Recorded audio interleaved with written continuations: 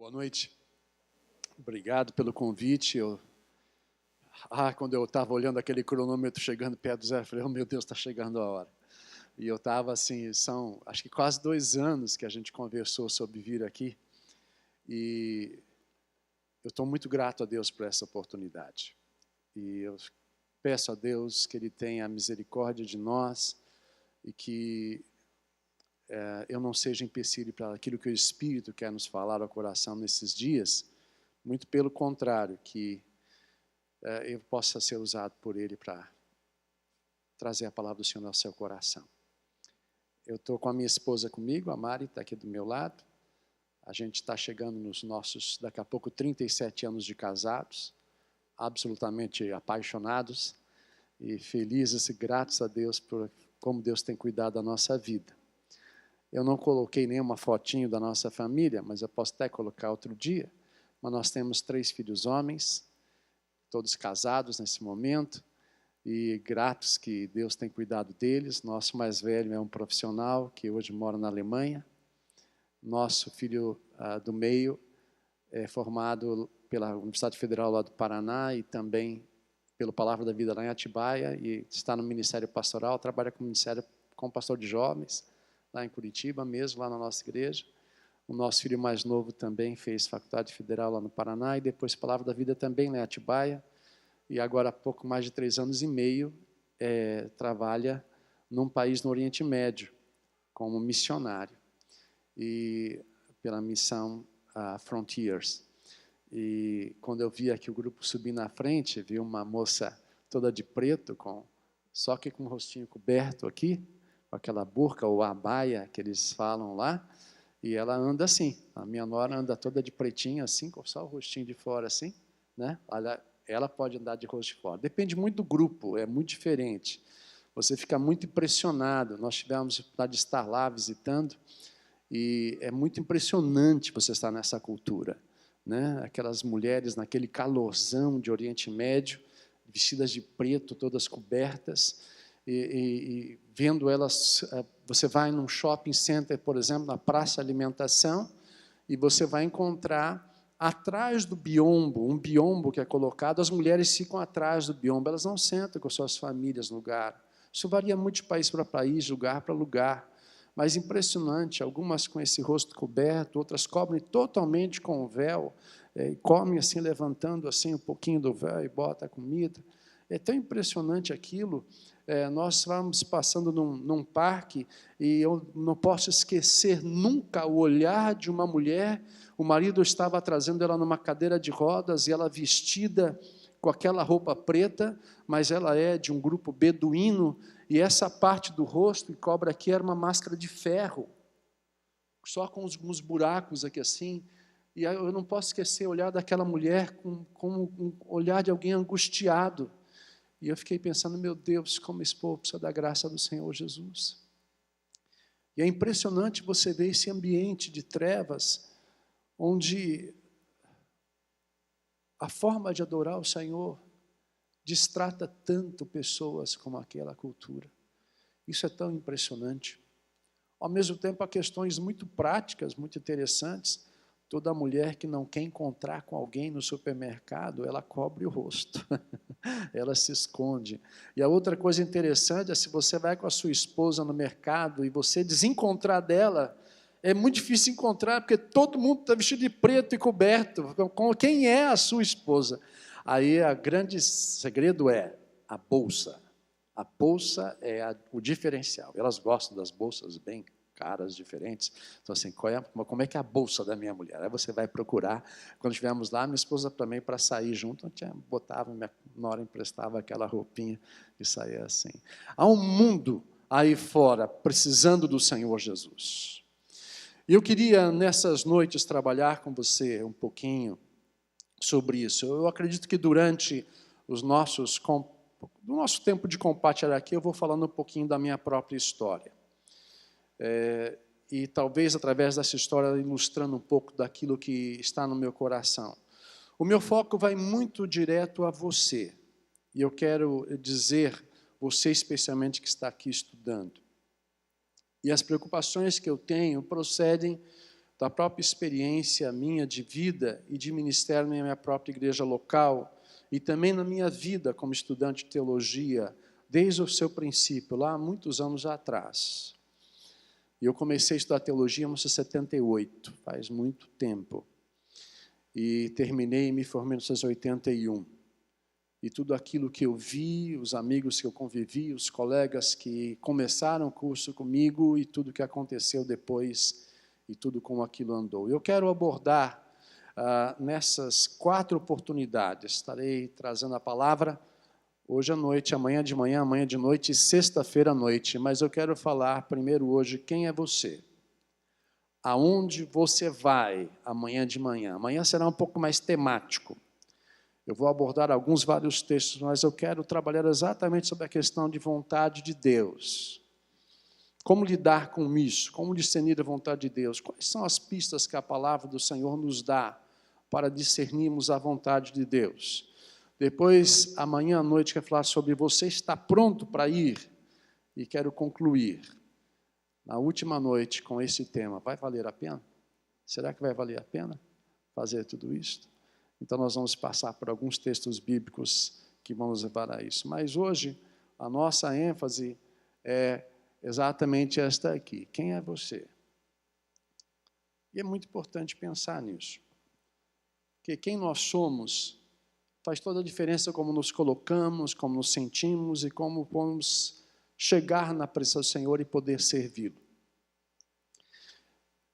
Na verdade, se nós perdemos essa dimensão e se isso se tornar uma coisa desequilibrada em nossa vida, estaremos em grande problema para poder servir ao Senhor, para se colocar nas mãos dele. Durante alguns anos eu lecionei na Faculdade de Teologia lá em Curitiba, chamada Faculdade Fidelis. E uma das disciplinas que eu lecionei foi homilética, a prática da pregação.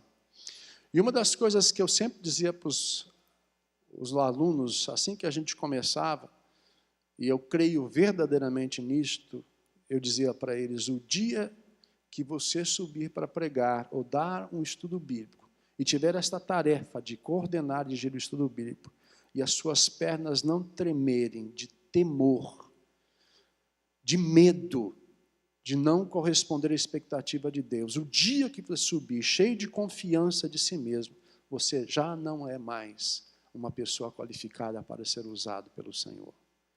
Porque só com temor e tremor diante de Deus podemos servi-lo. Por isso é muito importante começar a refletir sobre isso. Mas eu quero trabalhar com você nesta noite a história do apóstolo Paulo. E começar exatamente pensando nesta ideia. Quando Deus envia, ou Deus coloca um homem religioso no campo missionário.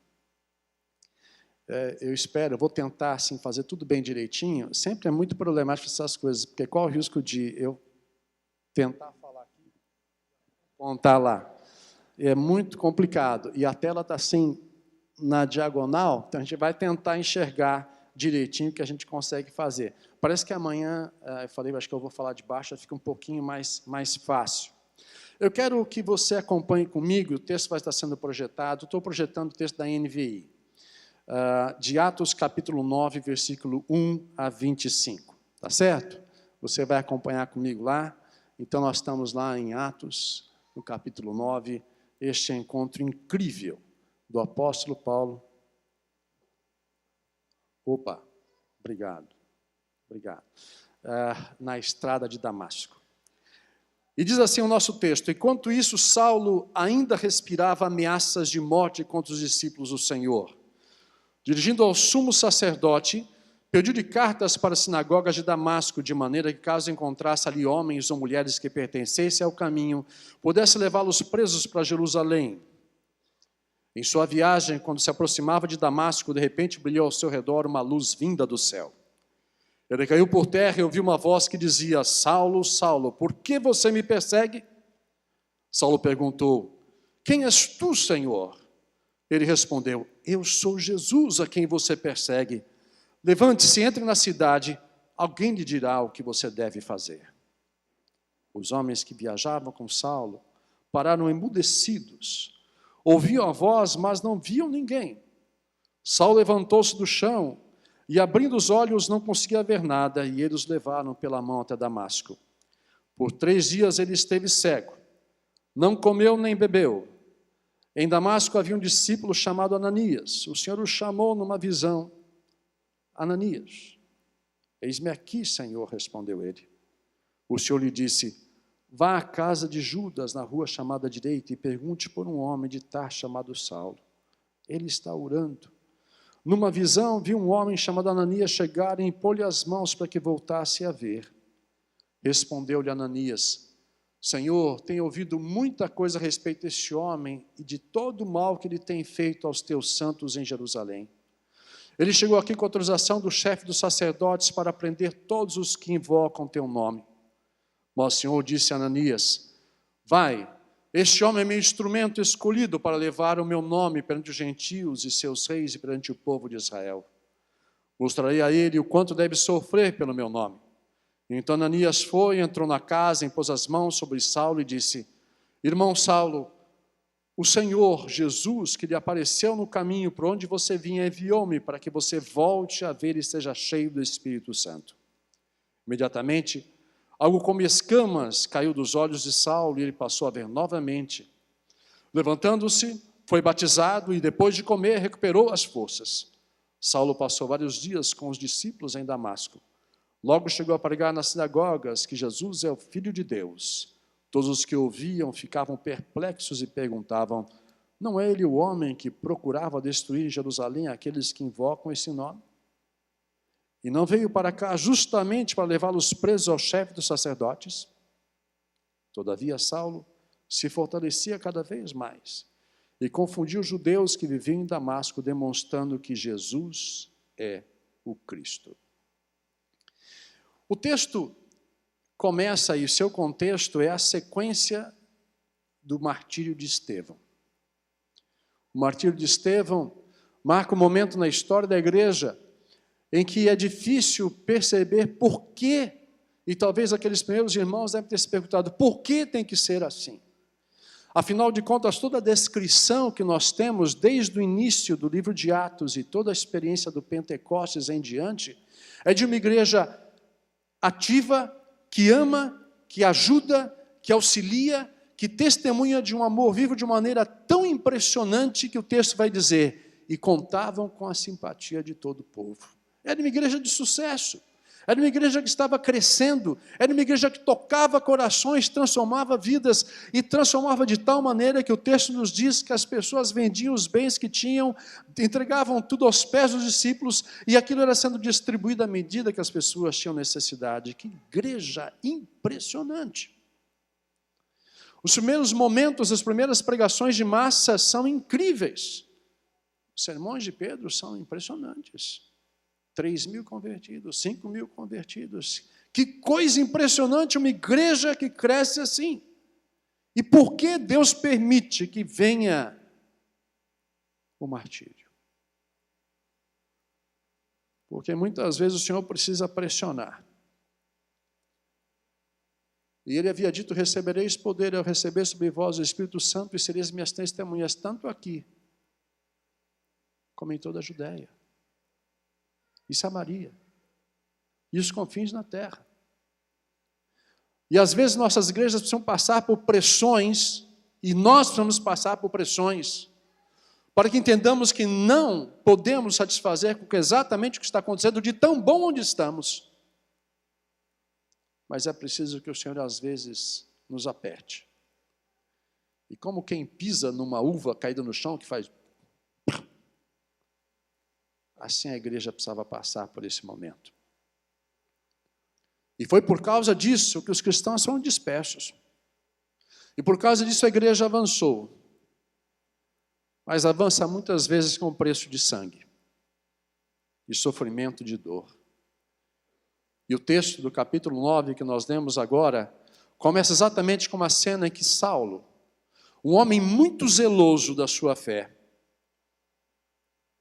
preside esse momento. Há comentários que descrevem de maneira diferente esse papel de Saulo nesse momento. Porque ele pode estar presidindo aquele instante de execução, e o texto sugere isto. Outros disseram a oportunidade de ouvir um rabino convertido comentando dos costumes daquele tempo, e dizendo que era uma prática que uma pessoa designada pelo Sinédrio ficasse em posição estratégica e pudesse, se fosse o caso, receber um sinal à distância de alguém do Sinédrio que proclamasse, quem sabe, um perdão de última hora e pudesse suspender aquela penalidade de morte. E Paulo talvez fosse, ou Saulo fosse, esta pessoa que representava então as autoridades do Sinédrio nesse momento de execução.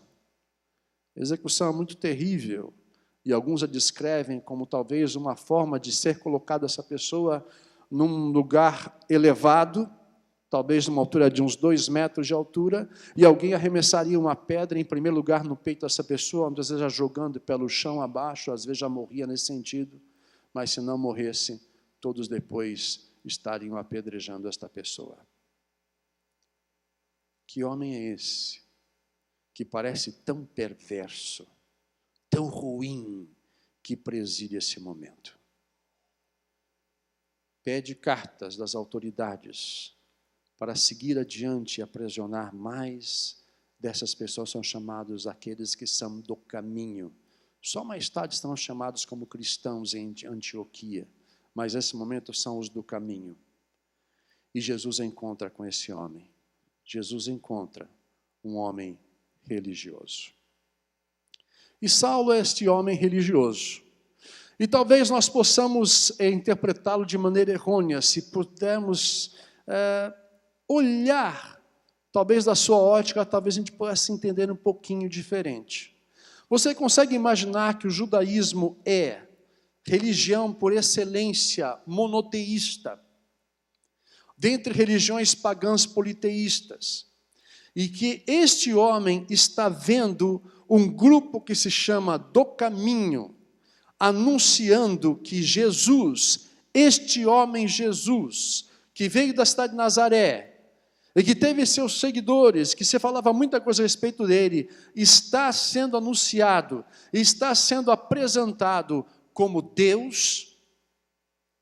Você sabe o que isso significa para a mente de alguém que defende uma fé monoteísta e crê que ouve a Israel, o Senhor Deus é o único Deus? Saulo era sinceramente um homem religioso, comprometido e zeloso da sua fé.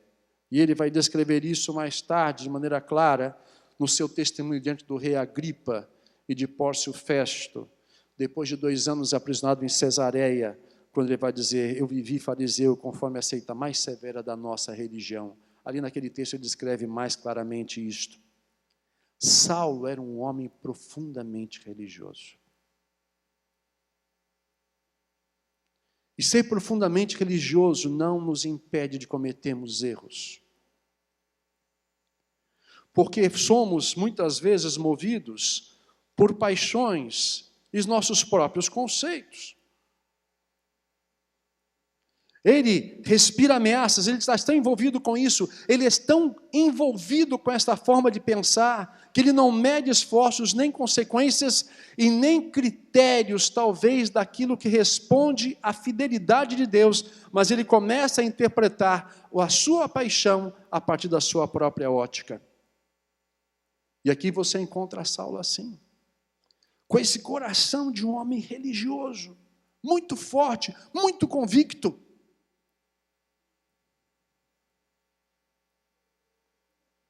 E talvez o que acontece com os religiosos é que uma parcela do que crê ser a verdade condiciona toda a sua concepção religiosa.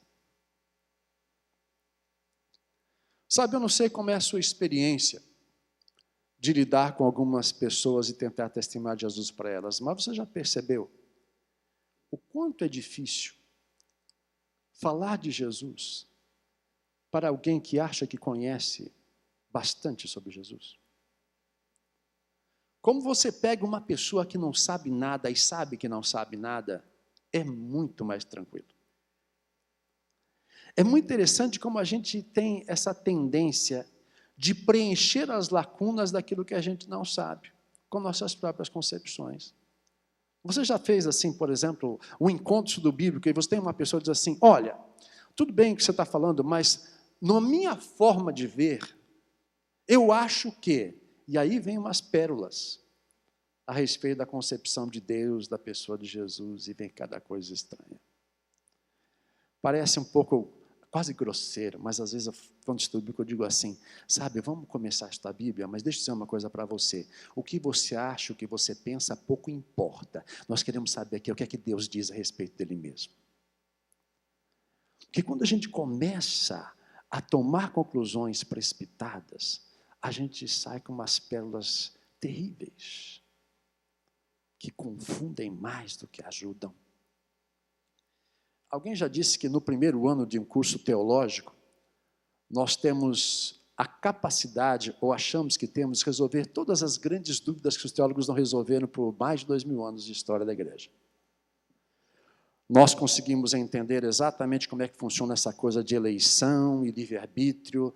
Nós sabemos exatamente como é que essas coisas se resolvem sem nenhuma dúvida. E ficamos até pensando assim, nossa, como é que eles nunca chegaram a uma conclusão tão fácil como eu cheguei? E o primeiro anista, muitas vezes, é esse cara mesmo. Ele olha para o professor e diz assim, o que eu estou fazendo aqui? Ai, que coisa mais... Nossa... Mandou ler não sei o quê, mandou fazer não sei o quê. Ai, que coisa.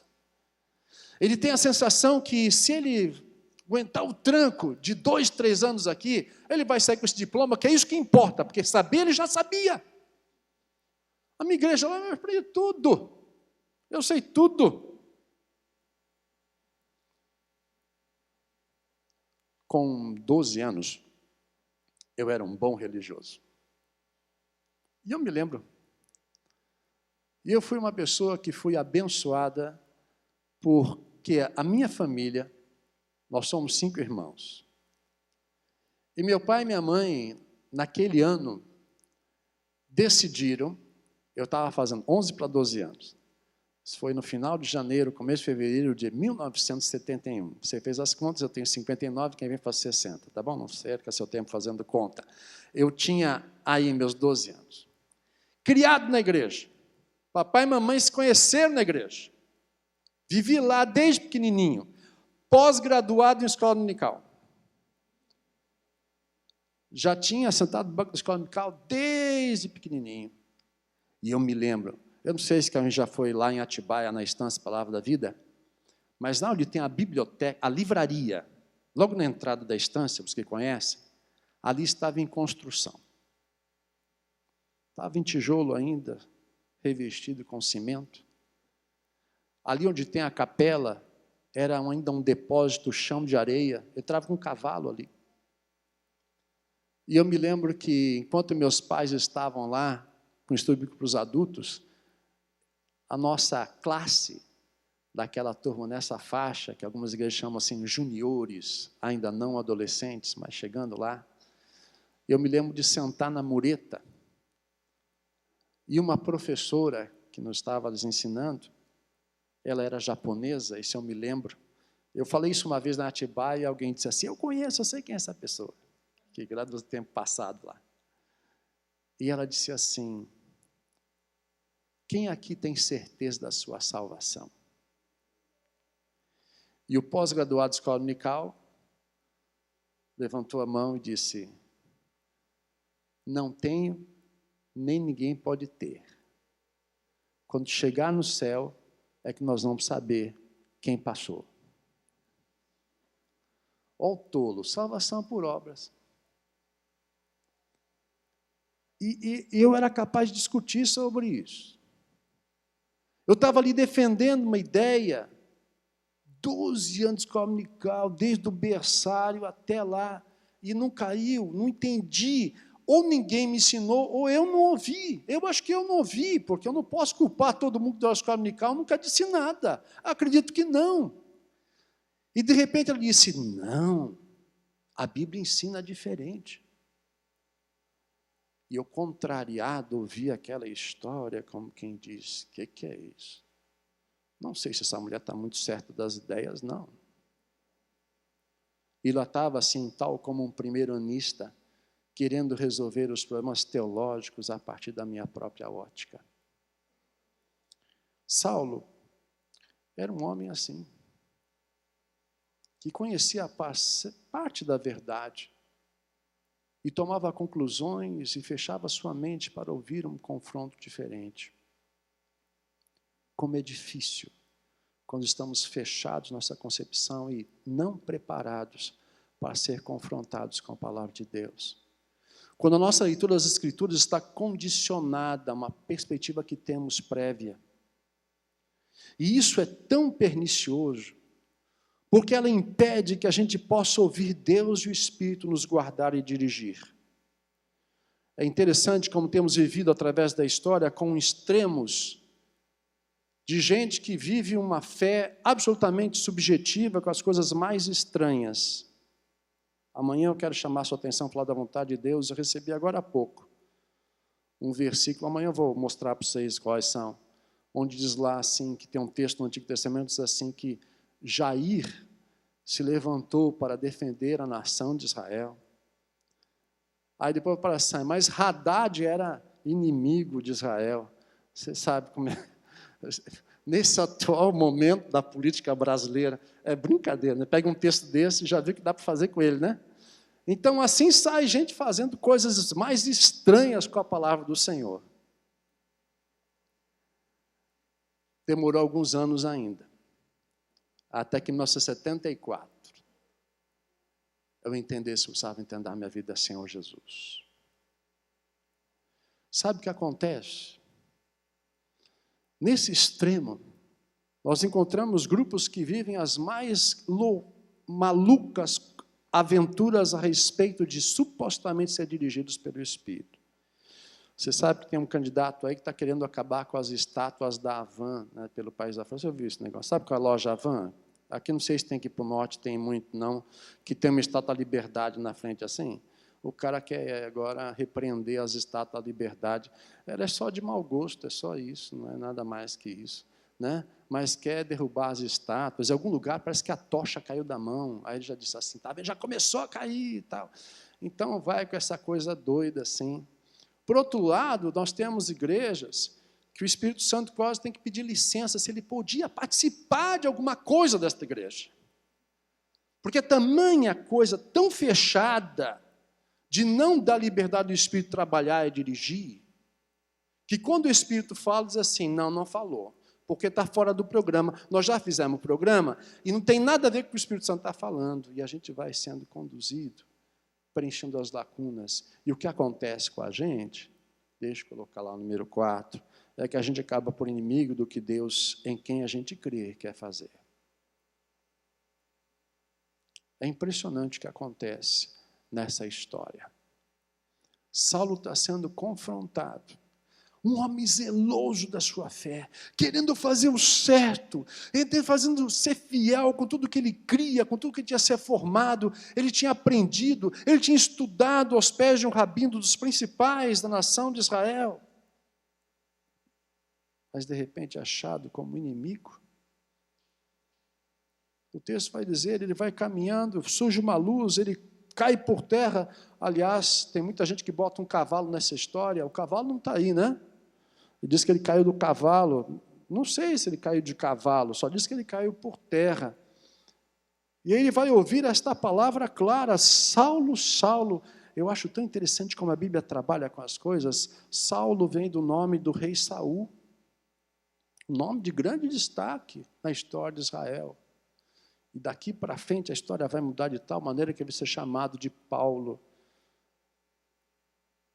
que vai reportar. Paulo quer dizer o pequeno. O grande rei era o primeiro nome.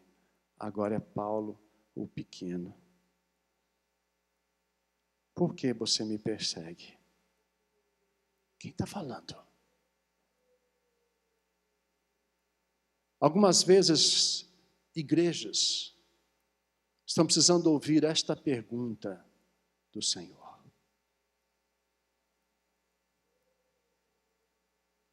Primeira vez que em nossa igreja nós falamos de missões. Eu me lembro perfeitamente. Essa não é a igreja Nova Aliança, a igreja que eu pastoreava antes, fazia parte da equipe pastoral. Uma igreja pequena, mas com grandes recursos, muito recurso financeiro. Uma igreja de 160 membros, cujos empresários que tinham na nossa igreja empregavam naquele momento cerca de umas 5.000 pessoas. Uns 4 ou 5 empresários estavam nesta igreja.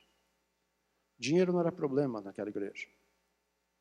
Aliás, quando eu comentava a respeito de dízimo, eles diziam, para que isso? Se precisar de dinheiro, fala que o dinheiro aparece. Faça um bom projeto e o dinheiro não vai faltar. Assim era a forma de aquelas pessoas lidarem. Mas eu me lembro, a primeira vez que eu falei sobre missões, eu ouvi a seguinte frase da pessoa que presidia a administração da igreja naquele momento. Para de inventar novidade. O nosso dinheiro é para nós, para a nossa igreja. O problema dos outros é dos outros. Não vem com essas histórias novas aí. Era um homem crente, temente a Deus. E também precisava ouvir, fulano, por que você me persegue?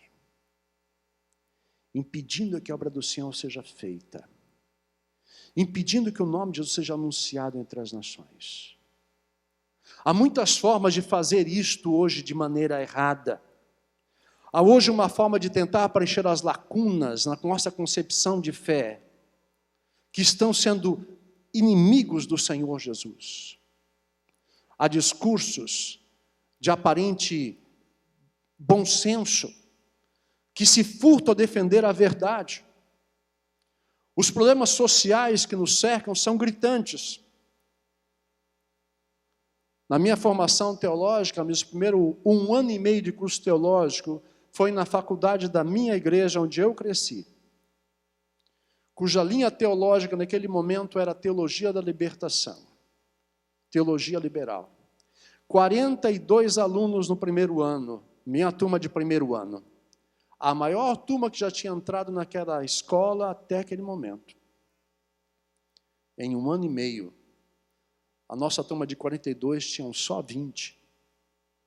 Eu e mais 2 continuamos estudando teologia em outro lugar. A maioria abandonou a fé. Não voltou nem para a sua própria igreja.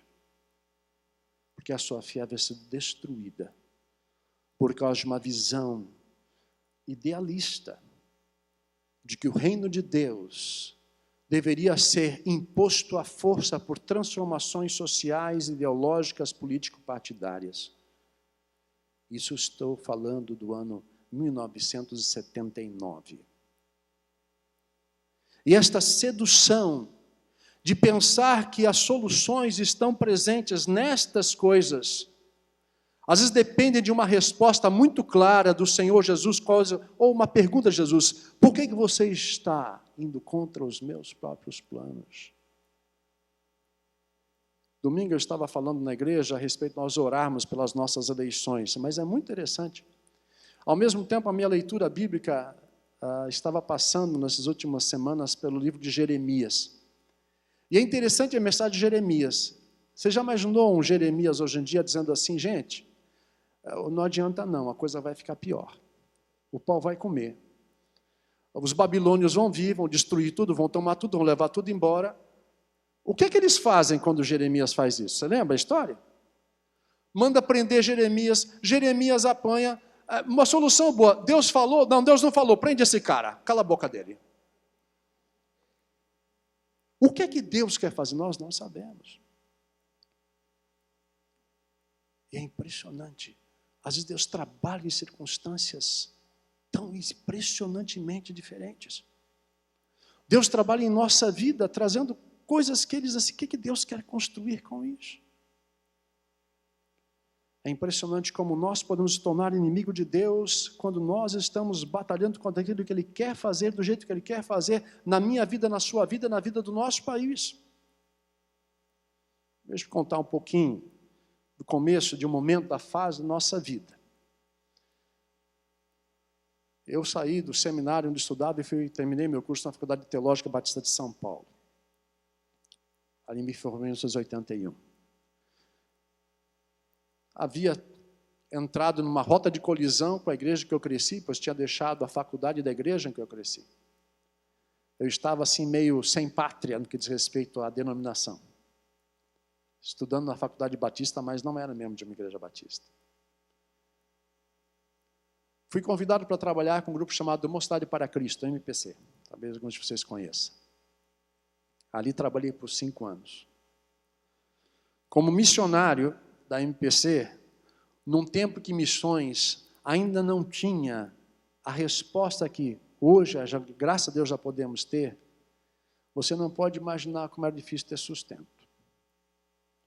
A gente dependia, e não tínhamos praticamente eco nenhum das igrejas, mas a gente dependia de um parente, de um amigo, de alguém que pudesse se dispor a ajudar nosso sustento. E mesmo assim, mesmo algumas pessoas queridas, eu me lembro de uma, por exemplo, que eu conversei com ela, se comprometeu a ofertar. Primeiro mês não mandou, segundo mês não mandou, terceiro mês não mandou. Eu falei com ele de novo, disse assim, puxa, é mesmo, esqueci, puxa, é mesmo, qual é mesmo tua conta lá no banco? Eu falei, é tal. Ah, então tá bom, então agora eu vou fazer. Você pensa que ele fez? Nunca fez. E eu também não perguntei mais. E nós casamos. E começamos nossa vida de casados experimentando milagres da parte de Deus. E impressionante que Deus foi fazendo. Nos ensinando que ela era capaz de sustentar no meio de um aperto enorme. E eu me lembro que nos nossos primeiros meses de casados, primeiro compramos meio de transporte, 2 bicicletas. Logo, a minha esposa engravidou. E o médico disse, ela não pode andar de bicicleta. Eu falei, ai.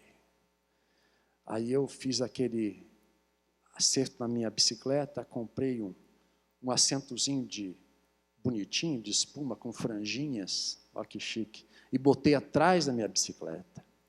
E eu andava com ela na bicicleta, no bagageiro. Ali atrás, lá ia. Minha bicicleta tinha amortecedor na traseira, era chique pra caramba. E eu me lembro que eu ia caminhando de bicicleta, e ela atrás, passava uma lombadinha, era bacana aquilo. Só que ela estava engordando, os meses iam passando, aquela barriga crescendo, e cada vez mais.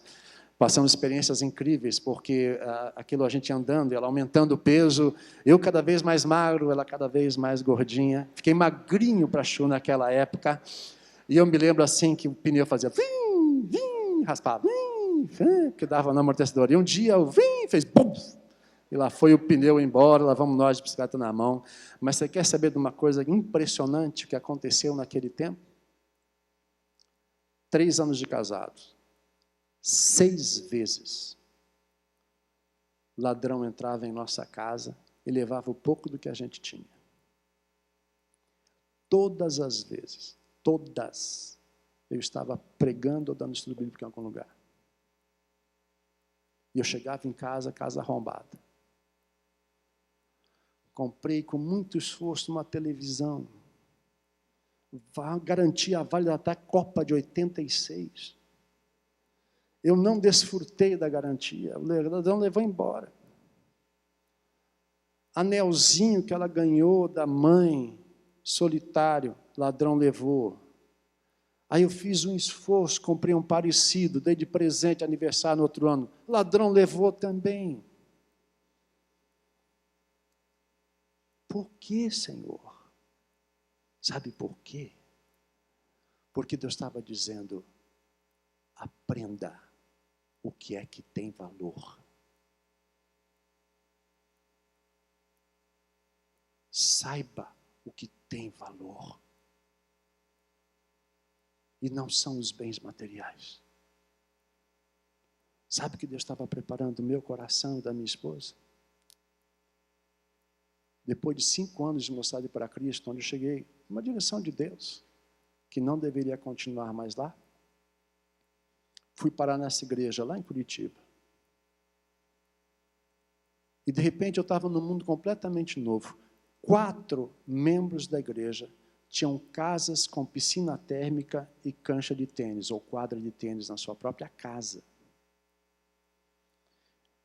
E eu frequentava essas casas. Opa, já? Uau! Acabando meu tempo, vou ter que correr. Eu tinha que aprender a não sofrer e não ter o coração amargurado com as questões materiais. Eu vou voltar a esse ponto na última noite. Porque quando você começa a ser torturado por isso, você começa a lutar pela causa errada. Quando você pensa que a prosperidade financeira é a solução de todas as questões, você está redondamente enganado. Quando você pensa que o reino de Deus é simplesmente um mundo que está com as questões sociais resolvidas e o homem está resolvido, você está enganado.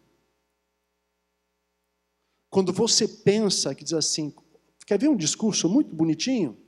Educação é chave de tudo. Ah, é?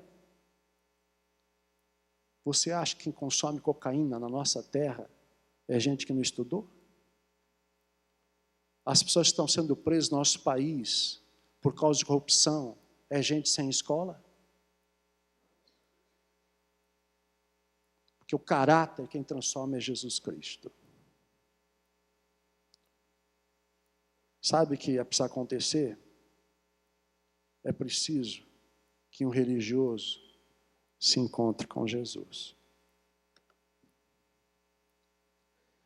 Tem que ter um encontro de verdade com o Senhor Jesus. É preciso não só encontrar com Ele, mas é preciso aprender a obedecer. Eu vou ter que correr, tá? É interessante que esse homem, tão ferrenho perseguidor, tem que ser confrontado com Cristo, e agora vai ficar cego, e vai ter que ouvir: você agora vai se levantar e vai entrar na cidade, e não só você vai me obedecer, mas você vai obedecer quem você vai encontrar.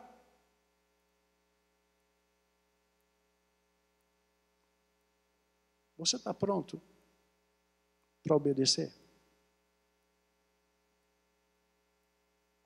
Se tem uma coisa que acontece na igreja, volta e meia, é aparecer, especialmente em conferência missionária, um jovem que diz assim: pastor, eu estou visitando sua igreja, porque eu sei que a sua igreja é uma igreja missionária, e eu tenho chamado, mas a minha igreja não tem visão e não me apoia. Quando eu ouço essa conversa, eu já fico com suspeita. Porque às vezes, quando você vai saber história, a igreja não envia porque sabe muito bem quem está ali. Eu me lembro um tempo atrás que uma pessoa queria uma oferta da nossa igreja para fazer uma viagem missionária de ver o campo. Já tinha ido ver o campo 2, 3 vezes, queria ir de novo. E aí quando dissemos: agora chega, você não vai mais passear lá. Ela disse em outra igreja: ah, que pena, ainda está perdendo a visão missionária. Você está pronto a obedecer? Você está pronto a se sujeitar à sua igreja? A ouvir a orientação que é dada e obedecer? Saulo precisava reaprender. Em terceiro, dentro desse processo, ele precisava aprender a depender da família de Deus. Ele precisava ir a um homem chamado Ananias. Quem é esse Ananias? Pois é ele que vai orar por você. Por outro lado, eu fico impressionado com Ananias. Você já se imaginou no lugar de Ananias? Tem um Saulo que persegue cristão, que presidiu a morte de Estevão. Aí Deus fala com ele assim: ó, Ananias, tem o Saulo assim, assim, assim, está lá, você vai ter que orar por ele. Ele fala assim: ah, Senhor, pensa bem, Senhor, aquele cara é para mim falar com ele. Que medo. Deus vai. eu estou mandando. Saulo precisava aprender a obedecer e a depender da família de Deus. Passar aqueles 3 anos de um forte aperto financeiro, dependendo da oferta de alguns irmãos, era uma escola impressionante de aprender a depender. Deixe-me dizer uma coisa para você que Deus tem te chamado ao campo missionário. Eu tenho ouvido de muitas pessoas, a coisa mais difícil para mim é ter que depender de oferta dos outros. Porque nós não queremos depender de pessoas. Nós gostamos de autonomia. Nós gostamos de prestar contas. Nós gostamos que as pessoas controlem a nossa vida. Nós não queremos que as pessoas olhem para a gente e avaliem a nossa conduta, a nossa forma de gerenciar a nossa vida financeira, o nosso orçamento doméstico, como a gente gasta o dinheiro, que roupa que a gente compra, que sapato que a gente compra. Nós não queremos ninguém fazendo isso. Mas ser família de Deus é se sujeitar. É preciso aprender a depender da família. Mas Saulo precisava passar por outra coisa maravilhosa. Ele precisava ficar cego para experimentar uma nova vida pela presença do Espírito.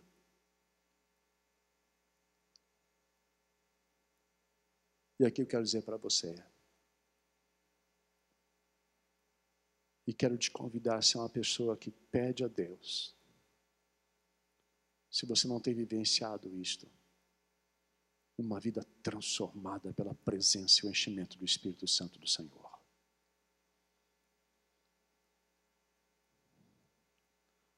A minha concepção, meu entendimento das Escrituras não sugerem que você deve buscar, eu vou usar essa expressão, o batismo do Espírito Santo. Quero deixar isso muito claro. Essa não é a minha forma de enxergar. Eu creio que o Espírito Santo habita em sua vida quando você nasce de novo.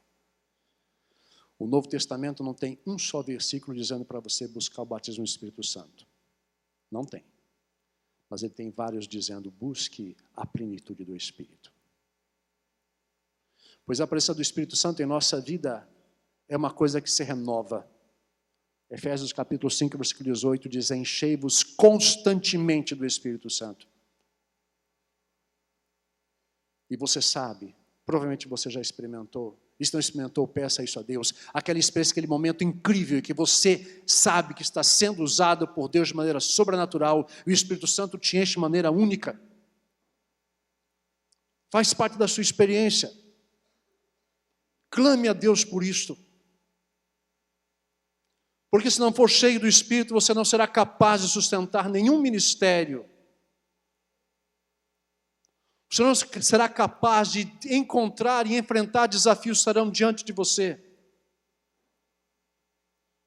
Mas deixa eu dizer uma coisa. Não há mágica nesse processo. Meu quinto ponto, estou chegando ao final. É preciso tempo para sentar-se aos pés de Jesus para aprender dele. E talvez alguns de nós que vêm para o seminário já se perguntaram, mas será que tem que estudar tanto assim? Jesus vai voltar e eu não fui para o campo ainda. Bom, se Jesus voltar e você não foi para o campo, sinal que não precisava que você ajudasse em nada. Ele deu conta, sem você. Mas a desgraça maior que tem sido, as pessoas têm sido enviadas não capacitadas e não preparadas. Se você olhar para essa história, e logo pregava nas sinagogas, ótimo, e é isso mesmo. Encontrou Jesus, testemunha. Sai contando o que você encontrou e descobriu que Jesus é o Filho de Deus. Saulo, porém, mais e mais fortalecia, precisava crescer. Depois o texto diz, descorrido muitos dias. E esse decorrido muitos dias, se você conectar com o texto de Gálatas que está embaixo, é cerca de uns 3 anos.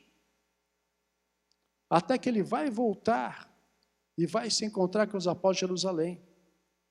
Mas se você olhar a cronologia da história e você olhar a impressão que dá de toda essa sequência da história, entre a conversão de Saulo e até ele ser chamado por Barnabé para trabalhar em Antioquia, vão se passar cerca de 8 anos de preparo para fazer parte de uma equipe pastoral. 8 anos. E depois de mais uns 3 anos em Antioquia, é que ele é enviado para o campo missionário, a primeira viagem missionária no ano 46, depois de Cristo, provavelmente. Sendo que a sua conversão deve ter sido no ano 35. Estamos falando de 11 anos entre a conversão e o envio para o campo missionário.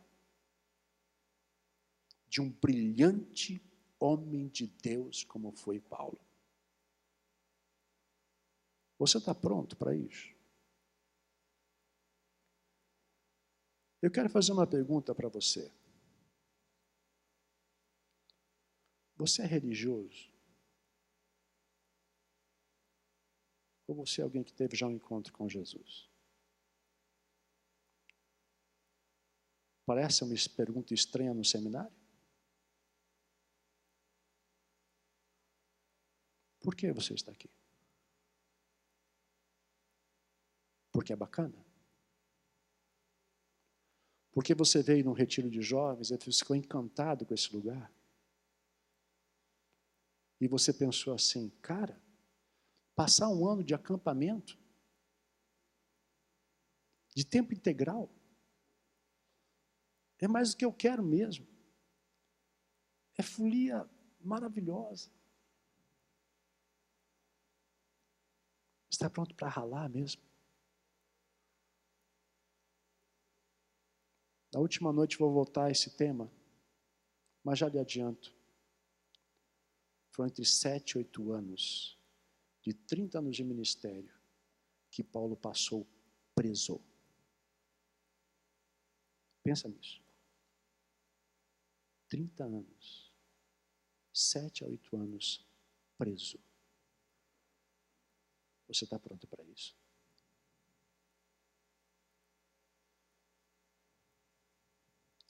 1 Samuel, capítulo 9, com isso eu vou encerrar. Essa é uma história muito legal. Essa é a história que uma pessoa que deu o nome de Saulo, Saul nos é apresentado. É quando a nação de Israel está pedindo por um rei. E a história nos apresenta um homem chamado Saul. E o texto nos apresenta que este homem, ele sai em busca de jumentas do seu pai que haviam se extraviado.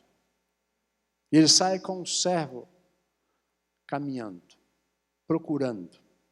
E passam-se alguns dias e Saul diz assim para o seu servo, agora chega, vamos voltar para casa, para as alturas, meu pai deve estar preocupado com a gente. E aí o servo diz assim, mas espera um pouco, antes da gente ir embora. Ele vai dizer isto aqui. Nesta cidade, há um homem de Deus. É muito estimado. Tudo quanto ele diz sucede.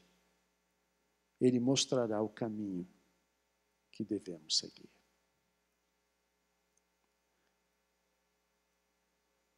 Olha só. O que se diria de você? Nessa cidade há o quê? Há um homem de Deus. Ele é muito estimado. Tudo quanto ele diz, acontece. Ele vai mostrar o caminho. Religiosos podem ser admirados por vários aspectos. Mas um santo homem de Deus será estimado, porque a sua palavra é palavra que se cumpre. Ele tem palavra para abençoar e apontar caminho. Eu quero perguntar para você. Você quer isto para a sua vida? Você quer ser conhecido assim? Quem é você? Quem é você quando ninguém está vendo? Quem é você quando não está perto de um colega do seminário? Quem é você quando está em certos outros lugares que ninguém te conhece? Quem é você de verdade? Quando a luz se apaga e é só você e os seus pensamentos. Um religioso consegue caminhar pela vida assim. Eu já contei isso na nossa igreja mais uma vez, mas sempre me impressiona muito essa história. Uma vez nós fomos, muitos anos atrás, lá no Paraná, região de São Paulo. É muito interessante fazer compras, ou era, depende do câmbio, fazer compras no Paraguai. O pessoal do Brasil vai para Foz do Iguaçu, vai fazer compra lá do Paraguai. Lá os impostos não tem não sei o que, não sei o que. A coisa mais impressionante, a gente foi de ônibus de carreira. Quando volta, começa primeiro um espírito de comunidade. O que você está trazendo? Quer dividir a muamba, entende? Você está trazendo relógio? Não, estou trazendo só. Então pega uns 2 para mim, segura, tá? Porque se bater a fiscalização, né? Aquela coisa de trazer muamba para vender. Só que aí, todo mundo que é os sacoleiros, nós somos a turismo, não estavam nada disso. Eu não quero carregar bagulho de ninguém. Mas aí, eles sabem que eu tenho o posto da Receita Federal que pode parar o ônibus. Aí começa uma corrente de oração. O pessoal se dá a mão, reza Pai Nosso, Ave Maria. Oh, e vai. Aí o ônibus passou na barreira, aí todo mundo se benze. Graças a Deus, graças a Deus. E tem gente vivendo a vida com Deus assim. Vivendo uma vida que não é santa, que não é íntegra, e dizendo, graças a Deus ninguém me pegou. Graças a Deus ninguém viu. Graças a Deus ninguém percebeu. Quem é você? Para ser chamado por Ele para ir para o campo missionário. Quem é você que está hoje aqui no seminário, estudando, quem sabe reagindo, quem sabe criticando, quem sabe rejeitando a disciplina e o modo de ser e a disciplina de vida que trata o caráter seu? Quem é você? Deus pode contar contigo? Ou você é um religioso de passagem por aqui? Eu espero que o quanto antes Jesus te encontre, te jogue no chão e te ensine a depender da família de Deus. E você ouça a sua voz. Vamos orar. Amado Senhor, Tu que sondas e conheces nossa alma, e sabe ver aquilo que nós pensamos poder ocultar de todas as outras pessoas. Pai, limpa o meu coração, limpa o nosso coração. Fala conosco, Senhor. Não queremos ser simplesmente aqueles que vivem uma religiosidade bacana, bonita, gostosa, simpática aos olhos de muitas pessoas. Mas talvez, muitas vezes, por atitudes errôneas ou conceitos errôneos, se transformando em inimigo do Senhor, pois não estamos andando em consonância com Tua vontade. Pai querido, em nome de Jesus, produz no meio de nós santos homens e mulheres de Deus, que possam ser estimados por esta identificação com o nosso Senhor, que possam ter palavra, segura e de confiança, e que pode se transformar em luz de Cristo a iluminar o caminho pelo qual os homens podem encontrar a salvação. Se estamos aqui, Senhor, é porque entendemos que vale a pena. Se estamos aqui, é porque estamos expostos a ser confrontados com a pessoa de Cristo. Por isso mesmo, Deus, não deixa e não permita que continuemos, se for o caso, a ver uma farsa, pensando que estamos fazendo a tua vontade, mas na verdade estamos fazendo a nossa, fazendo o que a gente gosta de fazer, mas não obedecendo o Senhor. Tem misericórdia de nós, e nesses dias aqui, Pai, nos ajuda a discernir a tua vontade e a termos um coração afinado com o teu coração. Que assim seja, Pai, em nome de Jesus. Amém, Senhor.